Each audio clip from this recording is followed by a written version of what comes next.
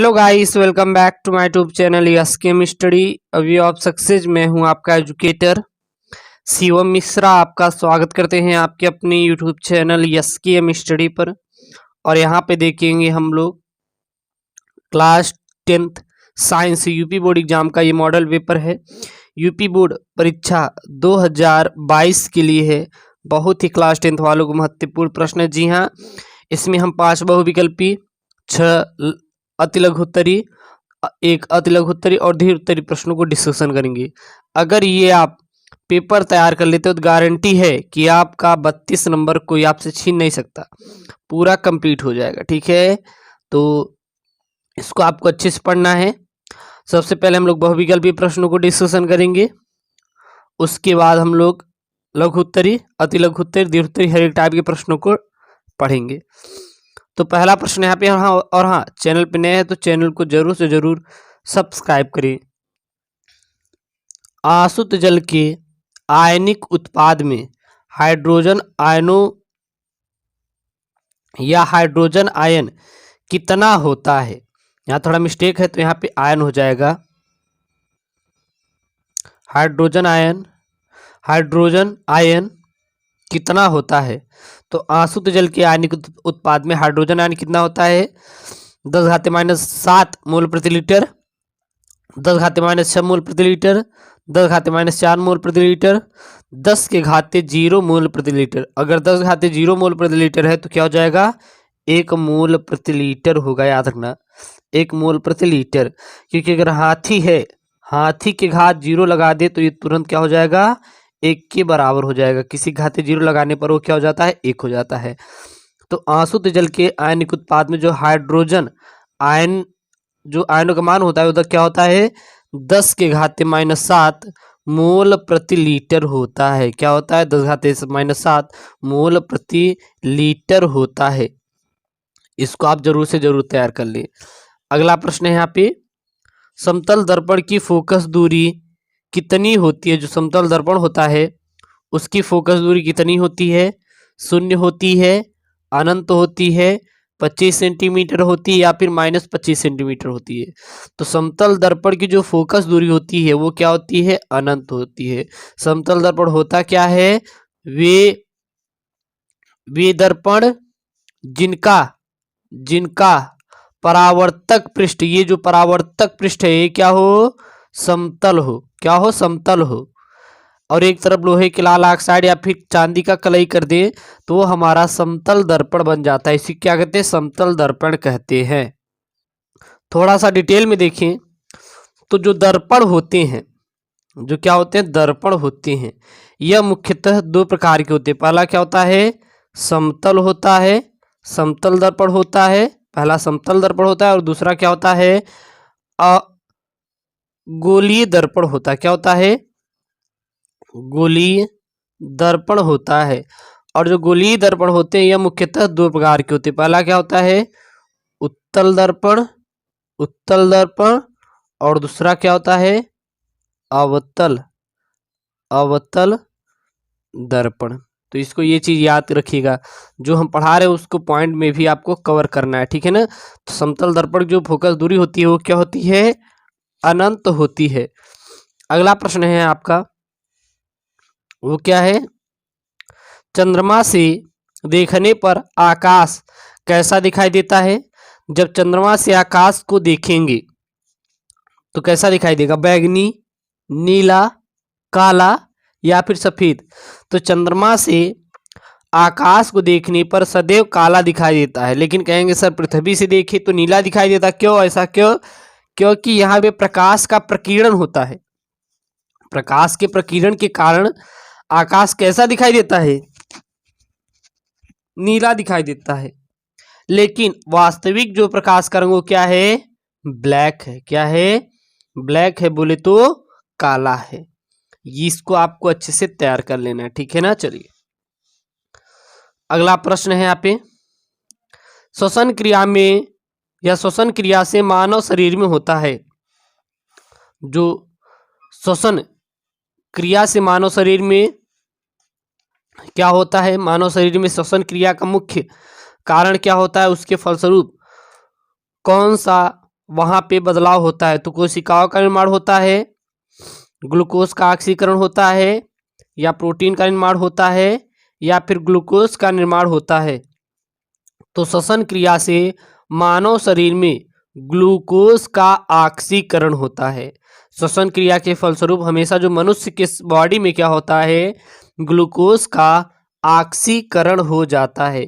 और ग्लूकोज का ऑक्सीकरण कब होता है, यह सदैव व सदैव श्वसन क्रिया के पश्चात ही होता है।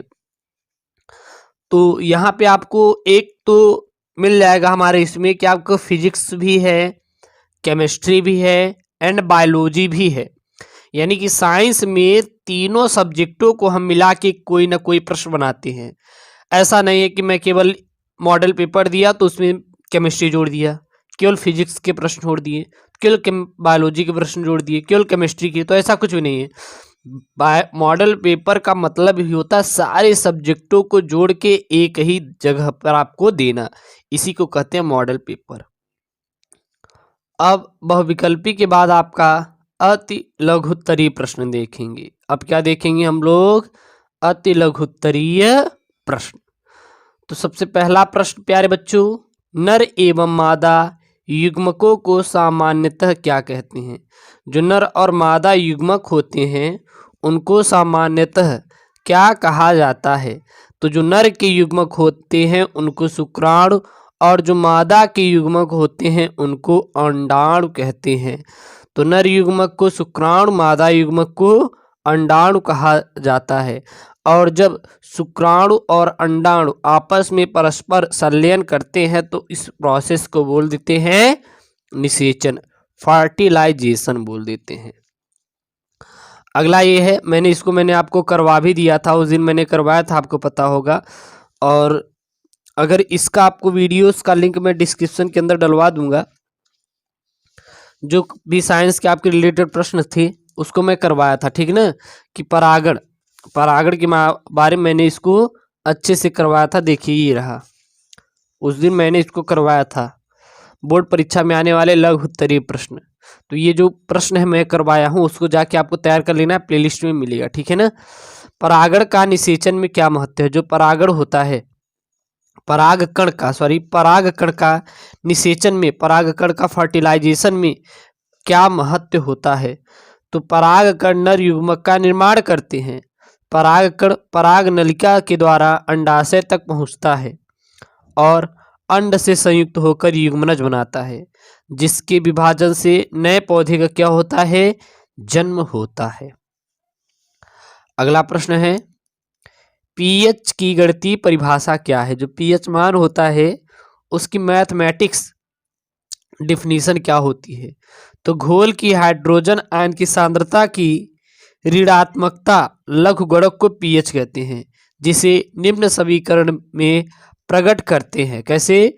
पीएच बराबर -log(10) एच प्लस, या फिर एच प्लस इक्वल टू 10⁻⁴। अगला प्रश्न है यहाँ पे, एम्पियर की परिभाषा दीजिए, यानी कि एम्पियर क्या होता है?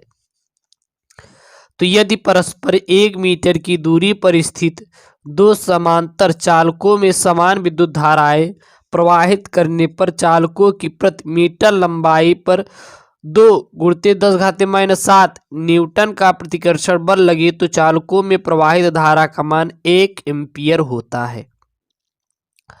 तो यदि परस्पर 1 मीटर की दूरी पर स्थित दो समानांतर चालकों में समान विद्युत धारा क्या हो रही प्रवाहित की जाए, पर चालकों की प्रति मीटर लंबाई 2 × 10⁻⁷ न्यूटन का प्रतिकर्षण बल लगे तो चालकों की प्रवाहित धारा का मान क्या होता है? 1 एम्पियर होता है। अगला प्रश्न है, मनुष्य में दोहरा परिसंचरण की व्याख्या कीजिए और यह क्यों आवश्यक है? जो मनुष्य होता है उसमें दोहरा परिसंचरण होता है और क्यों आवश्यक है? तो मनुष्य के परिसंचरण तंत्र को दोहरा परिसंचरण तंत्र इसलिए कहते हैं।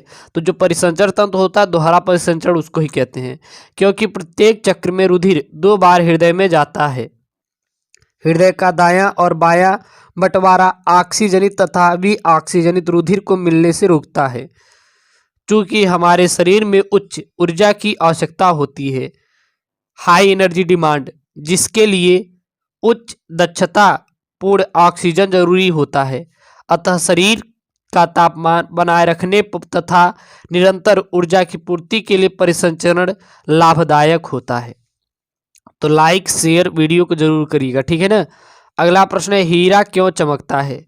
तो हीरे से वायु में आने वाली किरण के लिए क्रांति कोण बहुत कम, केवल 24 अंश होता है। अतः जब बाहर प्रकाश किसी कटे हुए हीरे में प्रवेश करता है तो वह उसके भीतर विभिन्न तलों पर बार बार पूर्ण परावर्तित होता रहता है, जिस कारण प्रकाश उसके अंदर से बाहर नहीं निकल पाती और अतः हीरा इसी कारण क्या होता है, चमकता रहता है।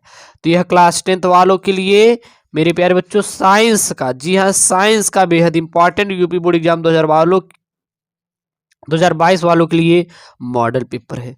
तो इसको पढ़िए और अच्छे से पढ़ के जाइए। इंपॉर्टेंट क्वेश्चन कहे चाहे मॉडल पेपर कहिए, और इसको पढ़ के जाइएगा। ऐसी वीडियो चाहे तो चैनल को जरूर सब्सक्राइब करिए। दोस्तों थैंक यू, जय हिंद।